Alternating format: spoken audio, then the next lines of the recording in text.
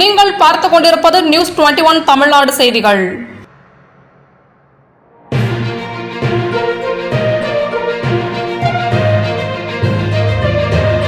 செஞ்சியில் தந்தை பெரியார் அவர்களின் 146வது பிறந்த நாள் விழா. விழுப்புரம் வடக்கு மாவட்ட செஞ்சி நகர திமுக சார்பில் செஞ்சியில் தந்தை பெரியார் பிறந்த நாள் விழா சிறப்பாக கொண்டாடப்பட்டது.